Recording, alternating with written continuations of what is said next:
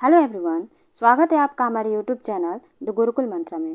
Friends, आज के video में हम पॉलिटी के 30+ क्वेश्चन को डिस्कस करने वाले हैं, जो आपके एग्जाम के लिए बहुत ही ज़्यादा इंपॉर्टेंट होने वाला है। फ्रेंड्स, हमने जो भी क्वेश्चन लिए हैं वो सेलेक्टेड क्वेश्चन लिए हैं और किसी न किसी एग्जाम में पूछे गए हैं। आपके फर्स्ट पेपर में जीके जीएस 50 नंबर का पूछा जाता है, जिसमें से पॉलिटी से 5 से 6 क्वेश्चन पूछे जाते हैं। कभी कभी इससे अधिक यानी 8 से 10 क्वेश्चन भी पूछे जाते हैं। तो यह वीडियो आपके लिए बहुत ही ज़्यादा इंपॉर्टेंट होने वाला है। आप इस वीडियो के लास्ट तक बने रहिएगा। हम एक एक क्वेश्चन को डिटेल में समझते हुए पढ़ेंगे। फ्रेंड्स, अगर आप हमारे वीडियो को फर्स्ट टाइम विजिट कर रहे हैं तो प्लीज़ हमारे चैनल को लाइक करें, सब्सक्राइब करें और ज़्यादा से ज़्यादा शेयर करें। तो चलिए स्टार्ट करते हैं। हमारा पहला क्वेश्चन है, संविधान को 26 जनवरी को लागू करने का निर्णय क्यों लिया गया था? हमारा ऑप्शन है, इस तिथि को आंदोलन हुआ था, यह एक शुभ दिन था, इस तिथि को कांग्रेस ने वर्ष 1930 में स्वतंत्रता दिवस के रूप में मनाया था, उपरोक्त में से कोई नहीं। इसका राइट आंसर हो जाएगा ऑप्शन सी, इस तिथि को कांग्रेस ने वर्ष 1930 में स्वतंत्रता दिवस के रूप में मनाया था, इसलिए 26 जनवरी को हमारा संविधान लागू किया गया था। चलिए नेक्स्ट क्वेश्चन। हमारा नेक्स्ट क्वेश्चन है, संविधान सभा के कानूनी सलाहकार कौन थे? संविधान सभा के कानूनी सलाहकार कौन थे? हमारा ऑप्शन है K M. Munshi, B N. Rao, doctor B R. Ambedkar, doctor Rajendra Prasad. इसका राइट आंसर हो जाएगा ऑप्शन बी। जो कानूनी सलाहकार कौन थे? तो बी.एन. राव थे। ठीक है, कानूनी सलाहकार कौन थे संविधान के? तो यह बी.एन. राव थे। अगर बात करें हम डॉक्टर बी.आर. अम्बेडकर की, तो इनको संविधान का जनक कहा जाता है। इनको संविधान का जनक कहा जाता है। पूछता है क्वेश्चन कि संविधान का जनक किसे कहा जाता है, तो डॉक्टर बी.आर. अम्बेडकर को संविधान का जनक कहा जाता है। ठीक है, और डॉक्टर राजेंद्र प्रसाद तो यह हमारे देश के पहले राष्ट्रपति रह चुके हैं। चलिए नेक्स्ट क्वेश्चन। हमारा नेक्स्ट क्वेश्चन है, जम्मू कश्मीर राज्य के पुनर्गठन के पश्चात भारत में कुल राज्यों की संख्या कितनी है? जम्मू कश्मीर राज्य के पुनर्गठन के पश्चात भारत में कुल राज्यों की संख्या कितनी है? हमारा ऑप्शन है 27, 28, 29, 30। इसका राइट आंसर हो जाएगा ऑप्शन बी 28। टोटल राज्यों की संख्या कितनी है? तो 28 है। और बात करें केंद्र शासित प्रदेशों की, आपको पता है कि जम्मू कश्मीर का पुनर्गठन करके केंद्र शासित प्रदेश में शामिल कर दिया गया है। जब जम्मू कश्मीर को शामिल किया गया था, उससे पहले केंद्र शासित प्रदेश 7 थे। आप ध्यान से हमारी बातों को सुनिएगा, इसमें एक एक पॉइंट इंपॉर्टेंट है। जब जम्मू कश्मीर को हमारे केंद्र शासित प्रदेश में शामिल नहीं किया गया था, तब केंद्र शासित प्रदेशों की संख्या कितनी थी? तो 7 थी। बाद में जब जम्मू कश्मीर और लद्दाख को इसमें शामिल कर दिया गया, तो केंद्र शासित प्रदेशों की संख्या 9 हो गई। लेकिन ध्यान देने वाली बात यह है कि वर्तमान में अगर पूछे कि केंद्र शासित प्रदेशों की संख्या कितनी है, तो आप क्या बताएंगे कि 8 है। केंद्र शासित प्रदेशों की संख्या कितनी है? ये 8 है। 8 क्यों हो गई? क्योंकि जो हमारा दादर नगर हवेली था और दमन और दीव था, ये पहले अलग अलग हुआ करते थे, बाद में इनको एक में कर दिया गया। ध्यान दीजिएगा कि दादर नगर हवेली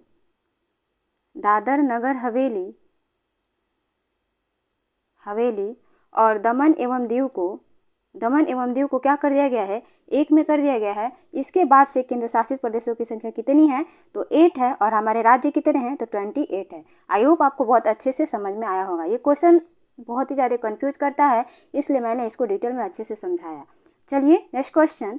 हमारा नेक्स्ट क्वेश्चन है, भाषाई आधार पर सर्वप्रथम किस राज्य का गठन हुआ था? हमारा ऑप्शन है राजस्थान, मध्य प्रदेश, आंध्र प्रदेश, कर्नाटक। इसका राइट आंसर हो जाएगा ऑप्शन सी। भाषाई आधार पर सर्वप्रथम आंध्र प्रदेश राज्य का गठन किया गया था। और कब किया गया था? तो 1953 में इसका गठन किया गया था। चलिए नेक्स्ट क्वेश्चन। हमारा नेक्स्ट क्वेश्चन है, प्रेस की स्वतंत्रता किस अधिकार में निहित है?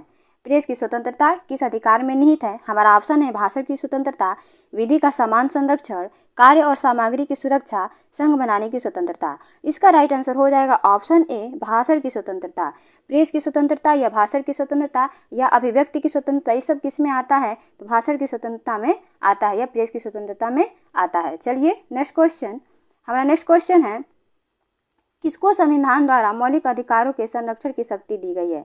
किसको संविधान द्वारा, कहने का मतलब ये है कि मौलिक अधिकारों के संरक्षण किसको दिया गया है, उसकी शक्ति किसको दी गई है, अर्थात हमारे मौलिक अधिकारों का संरक्षण कौन करता है? हमारा ऑप्शन है संसद, राष्ट्रपति को, भारत के सभी न्यायालयों को, उच्च न्यायालय तथा सर्वोच्च न्यायालय को। इसका राइट आंसर हो जाएगा ऑप्शन डी।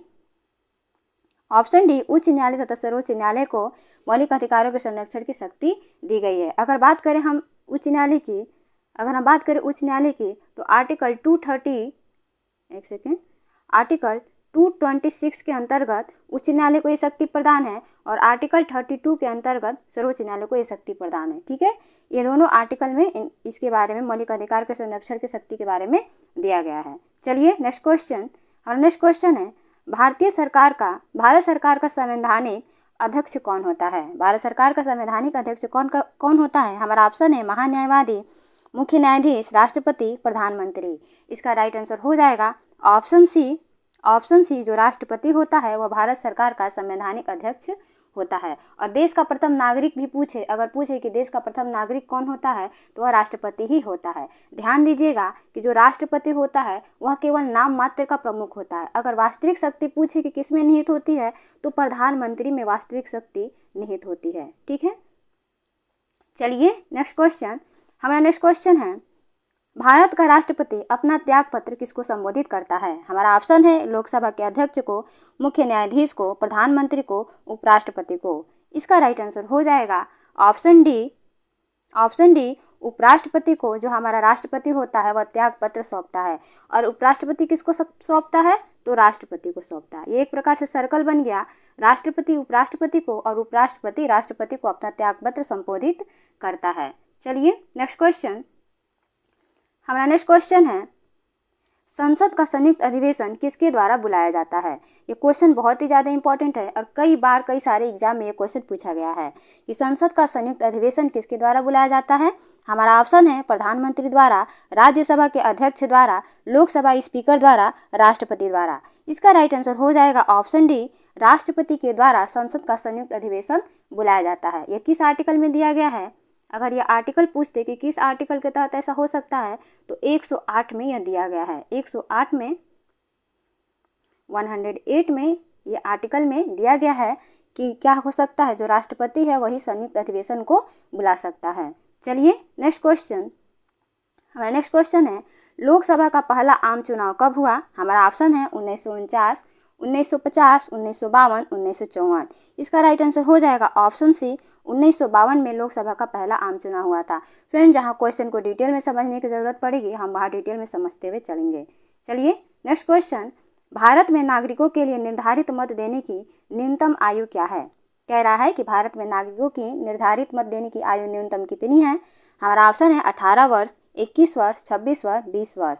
देखिए इसका राइट आंसर हो जाएगा ऑप्शन है 18 वर्ष। भारत में नागरिकों के लिए निर्धारित मत देने की जो न्यूनतम आयु है और क्या है 18 वर्ष है। पहले यह 21 वर्ष थी, बाद में इसको 18 वर्ष कर दिया गया। अगर पूछा जाए कि किस संविधान संशोधन द्वारा जो मत देने की आयु है उसको घटा दिया गया था, क्वेश्चन पूछा जाता है तो 61वां संविधान संशोधन द्वारा ऐसा किया गया था। जो मत देने की आयु है वो 21 वर्ष से घटा करके 18 वर्ष कर दी गई थी। चलिए नेक्स्ट क्वेश्चन। हमारा नेक्स्ट क्वेश्चन है, भारतीय संविधान के अनुच्छेद 1 में यह घोषणा की गई है कि इंडिया अर्थात भारत है। कहने का मतलब है कि भारतीय संविधान के अनुच्छेद 1 में क्या बताया गया है, जो हमारा भारत है उसको किस प्रकार से परिभाषित किया गया है। हमारा ऑप्शन है राज्यों का एक संघ, एकात्मक विशिष्टताओं वाला संघीय राज्य, संघीय विशिष्टताओं वाला संघीय राज्य, संघीय राज्य। तो ध्यान दीजिएगा, अनुच्छेद 1 में यह कहा गया है कि भारत क्या है, राज्यों का एक संघ है।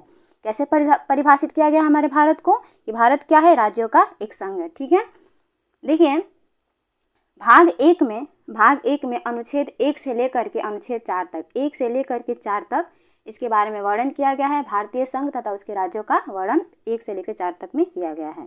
चलिए नेक्स्ट क्वेश्चन। हमारा नेक्स्ट क्वेश्चन है, भारत में किसकी स्वीकृति के बिना कोई भी सरकारी खर्च नहीं किया जा सकता?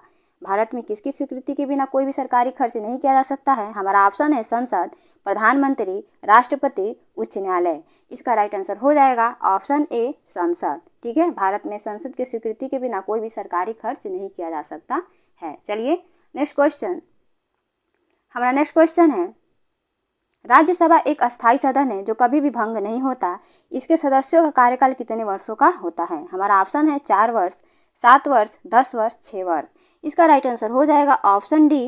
एक सेकेंड, इसका राइट आंसर हो जाएगा ऑप्शन डी, 6 वर्ष का होता है। ठीक है, राज्यसभा के जो सदस्य होते हैं उनका कार्यकाल 6 वर्ष का होता है। और ध्यान दीजिएगा कि राज्यसभा कभी भंग नहीं होती है, बल्कि इसके जो सदस्य होते हैं वो हर 2 साल पे क्या होते हैं, सेवानिवृत्त हो जाते हैं। हर 2 साल पे सेवानिवृत्त हो जाते हैं। और राज्यसभा को उच्च सदन कहा जाता है और लोकसभा को निम्न सदन कहा जाता है। चलिए नेक्स्ट क्वेश्चन। हमारा नेक्स्ट क्वेश्चन है, संविधान में उद्देश्य प्रस्ताव किसके द्वारा प्रस्तुत किया गया? हमारा ऑप्शन है महात्मा गांधी, रविंद्रनाथ टैगोर, जवाहरलाल नेहरू, बीजी तिलक। इसका राइट आंसर हो जाएगा ऑप्शन सी, जवाहरलाल नेहरू के द्वारा संविधान में उद्देश्य प्रस्ताव को प्रस्तुत किया गया था। चलिए नेक्स्ट क्वेश्चन, हमारा नेक्स्ट क्वेश्चन है, राष्ट्रपति को राष्ट्रपति पद की शपथ कौन दिलाता है? हमारा ऑप्शन है भारत का मुख्य न्यायाधीश, भारत का उपराष्ट्रपति, राज्यपाल, लोकसभा का अध्यक्ष। ठीक है, इसका राइट आंसर हो जाएगा option A. Option A, Bharat का मुख्य न्यायाधीश क्या करता है? राष्ट्रपति को राष्ट्रपति पद की शपथ दिलाता है। चलिए, अगर पूछ दे कि किस आर्टिकल में दिया गया है तो आर्टिकल 60 में इसके बारे में दिया गया है। इसकी अगर मान लीजिए कि जब राष्ट्रपति को राष्ट्रपति का शपथ भारत का मुख्य न्यायाधीश दिलाता है, अगर मान लीजिए भारत का मुख्य न्यायाधीश किसी कारणवश अनुपस्थित हो तो फिर कौन दिलाएगा? तो वरिष्ठतम न्यायाधीश जो होते हैं वो दिलाते हैं। चलिए नेक्स्ट क्वेश्चन, हमारा नेक्स्ट क्वेश्चन है, मौलिक कर्तव्य प्रतिस्थापित है। पूछ रहा है कि मौलिक कर्तव्य किस में दिया गया है? भाग 2 में, भाग 3 में, भाग 4 में, भाग 4 के क में। इसका राइट आंसर हो जाएगा ऑप्शन डी, भाग 4 के क में मौलिक कर्तव्य को दिया गया। ये मोस्ट इंपॉर्टेंट क्वेश्चन है, ये भी कई सारे एग्जाम में कई बार पूछा जा चुका है।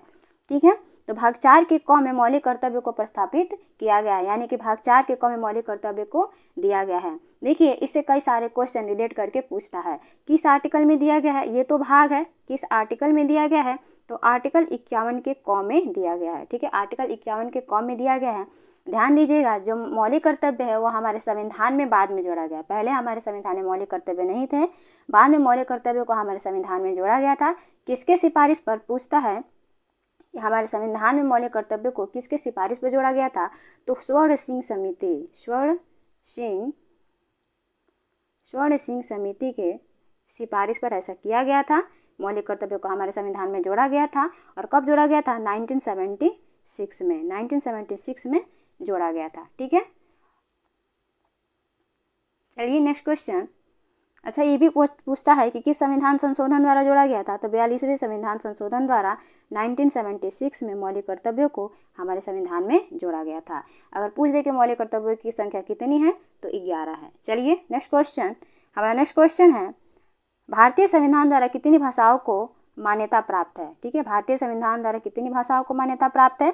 हमारा ऑप्शन है 18, 22, 24, 28। इसका राइट आंसर हो जाएगा 22। Option B 22। भारतीय संविधान द्वारा 22 भाषाओं को मान्यता प्राप्त है। और ये किस अनुसूची में दिया गया है? तो 8वीं अनुसूची में दिया गया है। 8वीं अनुसूची में दिया गया। अगर अनुसूची पूछे कि किस अनुसूची में दिया गया है तो 8वीं अनुसूची में दिया गया है कि भारतीय संविधान में 22 भाषाओं को शामिल किया गया है। चलिए नेक्स्ट क्वेश्चन, हमारा नेक्स्ट क्वेश्चन है, भारतीय संविधान को कब अपनाया गया? भारतीय संविधान को कब अपनाया गया? हमारा ऑप्शन है 15 अगस्त 1947, 29 अगस्त 1947, 26 जनवरी 1948, 26 नवंबर 1949। इसका राइट आंसर हो जाएगा ऑप्शन डी 26 नवंबर 1949 को हमारा जो भारतीय संविधान है उसको अपनाया गया था। देखिए, ये भी बहुत ही ज़्यादा मोस्ट इंपॉर्टेंट क्वेश्चन है और इसमें बहुत ही ज़्यादा लोग कंफ्यूज भी होते हैं। देखिए, ध्यान दीजिएगा, अगर क्वेश्चन पूछे कि भारतीय संविधान को कब अपनाया गया था तो आप बताएंगे 26 नवंबर 1949 को हमारे भारतीय संविधान को अपनाया गया था। अगर क्वेश्चन ये पूछ दे कि लागू कब किया गया था, क्वेश्चन ये भी पूछता है कि हमारे संविधान को कब लागू किया गया था, तो ध्यान दीजिएगा कि 26 जनवरी 1950 को हमारा संविधान लागू हुआ था। ये दोनों अलग ही अलग क्वेश्चन है और बहुत ही ज़्यादा कंफ्यूज करते हैं। एक बार फिर से सुन लीजिए कि भारतीय संविधान को कब अपनाया गया था, तो 26 नवंबर 1949 को अपनाया गया था। और कब लागू किया गया था, तो 26 जनवरी 1950 को लागू किया गया था। दोनों अलग अलग डेट है और दोनों अलग अलग बातें हैं। ठीक है, 26 नवंबर 1949 को भारतीय संविधान को अपनाया गया था, इसीलिए 26 नवंबर को संविधान दिवस भी मनाया जाता है। 26 नवंबर को अगर पूछ दे क्वेश्चन आ जाए कि संविधान दिवस कब मनाया जाता है, तो 26 नवंबर को संविधान दिवस मनाया जाता है। चलिए नेक्स्ट क्वेश्चन, हमारा नेक्स्ट क्वेश्चन है, लोकसभा की पहली महिला स्पीकर कौन है? हमारा ऑप्शन है सुमित्रा महाजन, मीरा कुमार, पूनम महाजन, सुषमा स्वराज। इसका राइट आंसर हो जाएगा ऑप्शन बी, मीरा कुमार जो है लोकसभा की पहली महिला स्पीकर रह चुकी हैं। चलिए नेक्स्ट क्वेश्चन, हमारा नेक्स्ट क्वेश्चन है, शिक्षा शब्द किससे संबंधित है? हमारा ऑप्शन है संघ सूची, राज्य सूची, समवर्ती सूची, अवशिष्ट विषय। इसका राइट आंसर हो जाएगा ऑप्शन सी, समवर्ती सूची। ठीक है। शिक्षा शब्द जो है वो समवर्ती सूची से संबंधित है, समवर्ती सूची से रिलेट करता है।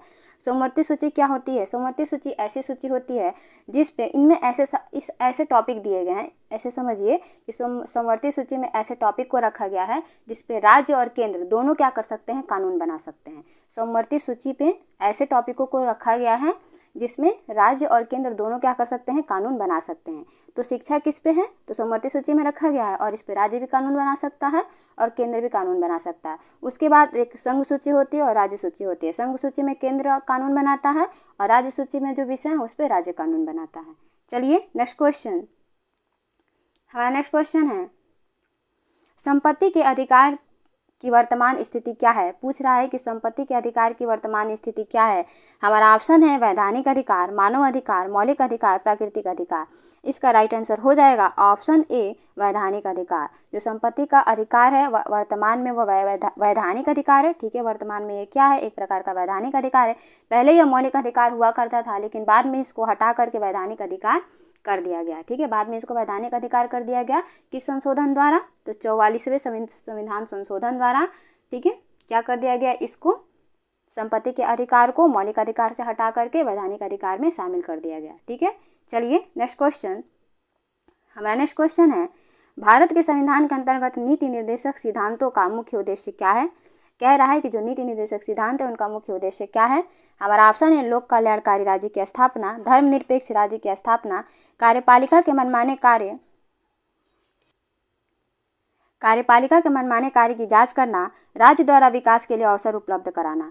इसका राइट आंसर हो जाएगा ऑप्शन है लोक कल्याणकारी राज्य की स्थापना करना। जो हमारे संविधान में नीति निर्देशक सिद्धांत दिए गए हैं उनका उद्देश्य क्या है? लोक कल्याणकारी राज्य की स्थापना करना। अगर क्वेश्चन ये पूछ दे कि राज्य के नीति निर्देशक तत्व किस भाग में दिए गए हैं तो भाग 4 में दिया गया है। भाग 4 में दिया गया है और किस आर्टिकल में दिया है? तो आर्टिकल 36 से लेकर के 51 तक में दिया गया है। ध्यान दीजिएगा कि नीति निर्देशक तत्व भाग 4 में है। ठीक है, और आर्टिकल 36 से लेकर के 51 तक में दिया गया है। चलिए नेक्स्ट क्वेश्चन। हमारा नेक्स्ट क्वेश्चन है संविधान के किस अनुच्छेद में निर्वाचन आयोग के विशेषाधिकार निहित है? कह रहा है संविधान के किस अनुच्छेद में निर्वाचन आयोग के विशेषाधिकार निहित है। हमारा ऑप्शन है 352, 356, 304, 324। इसका राइट आंसर हो जाएगा ऑप्शन डी 324 में निर्वाचन आयोग के बारे में दिया गया है। ठीक है, 324 में दिया गया है। बात करें 352 की तो इसमें आपातकाल के बारे में दिया गया है। 356 में राष्ट्रपति शासन के बारे में दिया गया है और 360 में वित्तीय आपात के बारे में दिया गया है। फिर से सुन लीजिए, 324 में निर्वाचन आयोग, 352 में आपातकाल। ठीक है, आपातकाल के बारे में दिया गया है। ठीक है, और 356 में राष्ट्रपति शासन के बारे में दिया गया है और 360 में वित्तीय आपात के बारे में दिया गया है। वित्तीय आपात के बारे में दिया गया है।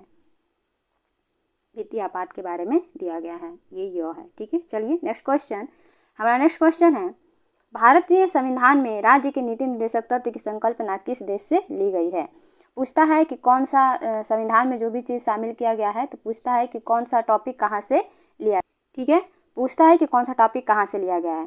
तो जो नीति निर्देशक तत्व कहाँ से लिया गया है, हमारा ऑप्शन है कनाडा, आयरलैंड, ब्रिटेन, संयुक्त राज्य अमेरिका। इसका राइट आंसर हो जाएगा ऑप्शन बी आयरलैंड से नीति निर्देशक तत्वों को लिया गया है। अगर कनाडा से पूछे कि क्या लिया गया है तो कनाडा से ध्यान दीजिएगा, कनाडा से संघात्मक व्यवस्था लिया गया है। संघात्मक व्यवस्था पूछे तो कनाडा से लिया गया है। ब्रिटेन से क्या लिया गया है तो ब्रिटेन से एकल नागरिकता लिया गया है। ब्रिटेन से एकल नागरिकता लिया गया है।